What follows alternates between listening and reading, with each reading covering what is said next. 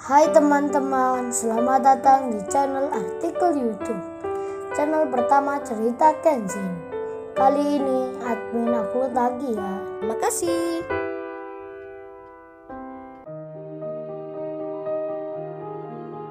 Kisah pemuda kaya, anak bos besar, pemilik 73 perusahaan, yang menjadi cleaning service.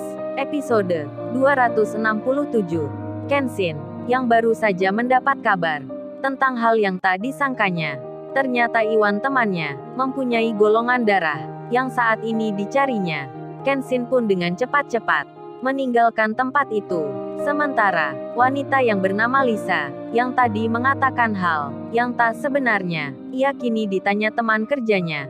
Ada apa Lisa? Cowok yang tadi itu, kok mencarimu? Lisa menjawabnya, gak tahulah wi gue. Kenal dia aja kagak. Datang-datang minta gua jadi relawan, membantu temannya untuk mendonorkan darah. Emangnya siapa dia itu? Kenal aja belum? Minta seperti itu. Ya gak maulah gua. Lalu Widya temannya kemudian bertanya, terus kok cowok itu bisa tahu kamu tempat kerjamu di sini? Golongan darahmu pula. Dari mana itu Lisa? Kan dia bukan orang sini.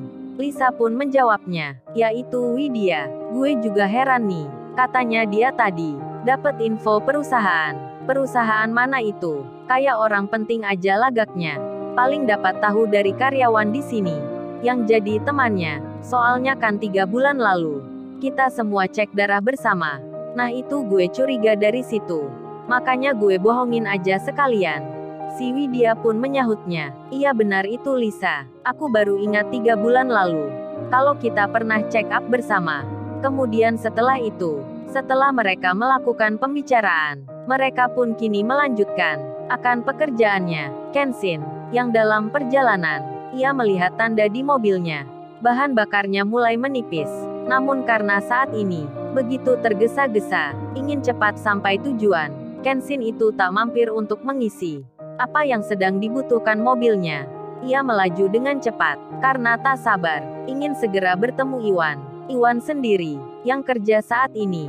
Ia bertanya di hati, akan siapa yang dimaksud Kenshin? Seseorang yang membutuhkan bantuan darinya. Iwan terdiam memikirkan. Ia duduk di depan pintu kantor. Si Iwan berangan-angan.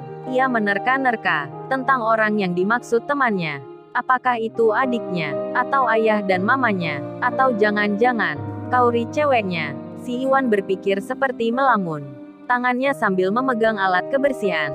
Sementara itu dari dalam kantor, Angelika dan lainnya nampak memperhatikan Iwan. Mereka melihatnya, Iwan hanya duduk saja, terkesan melamun. Namun karena sudah tahu siapa Iwan, yang tak lain teman pemilik perusahaan, mereka pun tak berani menegur yang seperti sebelumnya. Bahkan kini para staf di situ, termasuk Angelika, jadi segan dengan Iwan. Apalagi pimpinan baru di sini, yang menggantikan Pak Tirta, sangat akrab dengan Iwan. Pak Andi yang bekerja pertama kali. Beliau pun masih didampingi oleh staf kantor pegawai pusat dalam menjalankan tugasnya. Tak lama kemudian, setelah lewat beberapa menit, Kenshin akhirnya tiba. Segera saja, dirinya mencari temannya. Dan kebetulan saat itu si Iwan sudah melanjutkan kerjanya. Iwan masuk kantornya Angelika, yang di situ banyak juga pegawainya, termasuk pula Susanti. Iwan pun masih sama, menjadi cleaning service, membersihkan lantai. Saat ia menikmati kerjanya, tiba-tiba pintu kantor terbuka. Kemudian terdengar suara, rupanya itu Kenshin, yang langsung masuk tanpa permisi. Tentu saja kehadirannya membuat semua yang di dalam menjadi terkejut seketika. Begitu dengan Angelika, yang duduk di meja kerjanya. Ia melihat Kenshin, yang tiba-tiba di kantornya. Kenshin langsung menyapa Iwan. Hei Iwan, apa bener nih Wan? Lu punya golongan darah AB? Gua kaget nih Wan. Belum percaya ini. Bener gak Wan katamu? Iwan yang terkejut melihat Kenshin. Ia pun segera menjawabnya. Bener bro, kalau lu nggak percaya, ini lo buktinya kamu lihat sendiri. Lalu Iwan mengambil dompetnya, ditariklah secarik kertas yang berisi bukti donor darahnya. Di waktu kemarin, di situ tercantum keterangan, tanda terima kasih dari instansi ternama, dan catatan golongan darahnya. Kenshin pun membacanya, dan langsung saja, ia merasa senang. Bahkan terlalu senangnya, sampai Kenshin bicaranya keras, hingga semua staf pun melihatnya. Kenshin berucap, "Waduh Wan, lu kok nggak pernah cerita Wan? Aku udah muter ke sana kemari, cari-cari golongan darah ini, tapi nggak ketemu. Ternyata malah kamu yang punya. Ini namanya takdir Wan. Semoga ini bisa menolong. Bagus nih Wan, lu emang sahabat gua. Aku tak menyangka ini." Kenshin langsung memeluk temannya, sembari ia bilang, "Ayo Wan, langsung ikut aku membantu orang. Apa lu masih bisa Wan? Untuk donor darah lagi?" Iwan menjawabnya, "Masih bisa bro, lu tenang aja. Emangnya siapa yang memerlukan?" Kenshin menyahutnya, "Itu dia Ririn. Lu mau nggak Wan membantu?" Iwan langsung saja, ia menarik tangannya Kenshin, sembari ia bilang, "Ayo bro, kita cepat-cepat. Lu nggak bilang semenjak tadi." Iwan nampak bersemangat, hingga ditinggalkan alat kebersihan di kantor itu. Dibiarkan begitu saja, tak ditaruh di tempatnya. Kenshin kemudian teringat akan bahan bakar mobilnya yang lagi menipis. Tak mungkin ia memakainya, karena dirasa tak cukup waktu. Kalau harus berhenti di pengisian. Kenshin melihat Angelika, kemudian langsung mendatanginya. Kenshin bilang menyapa, Mbak Angelika, aku pinjam mobil kamu boleh ya? Soalnya mobilku di luar bensinnya habis. Ini lagi tergesa-gesa." Angelika terkaget mendengarnya. Kenshin yang datang dan bicara ke dirinya. Angelika pun langsung menjawabnya, "Oh boleh-boleh itu Mas, silahkan. Mobilku masih banyak bahan bakarnya." Lalu ia mengeluarkan kunci dan suratnya. Diberikan ke Kenshin. Kenshin pun demikian. Ia memberikan kunci mobil beserta suratnya. Dikasihkan ke Angelika. Sambil Kenshin bicara, "Ini Mbak Angelika, kunci mobilku. Mbak Angelika bawa aja. Oh ya, aku sekalian minta tolong juga. Kalau bertemu Pak Herman, bisa minta pesankan. Katakan ke Pak Herman untuk membelikan bahan bakar. Kalau bisa menjalankan, dipakai aja mobilnya." "Dah gitu aja ya Mbak. Saya bawa dulu mobil Mbak Angelika ini." Angelika pun menjawabnya, "Iya Mas, hati-hati." Aduh, Kenshin pakai pinjem mobil segala. Ke Angelika pula, kan entar ribet urusannya. Bukankah Angelika itu tak akrab sekali dengan Kaori? Kemudian Kenshin dan Iwan keluar. Di sela itu Pak Andi melihatnya. Pak Andi pun akan menghampirinya. Namun Kenshin dan Iwan, jalannya begitu cepat, seperti tergesa-gesa, lalu masuk mobilnya Angelika. Dinyalakan mesinnya, dan mereka pun keluar, segera menuju ke tempatnya Ririn. Di sela perjalanan itu, Kenshin teringat Kaori, karena dirinya yang mengemudi. Kenshin pun meminta Iwan, "Wan, tolong kamu kirim pesan Wan. Oh ya, yang pertama dulu ke Rena. Ini pakai handphoneku. Tolong lu tulis Wan. Seperti yang aku katakan. Maaf Mbak Rena, terima kasih sebelumnya. Ini saya sudah dapat orangnya, yang akan mendonorkan darah yang sama. Ternyata Iwan yang punya. Jadi Mbak Rena tak usah lagi repot mencari.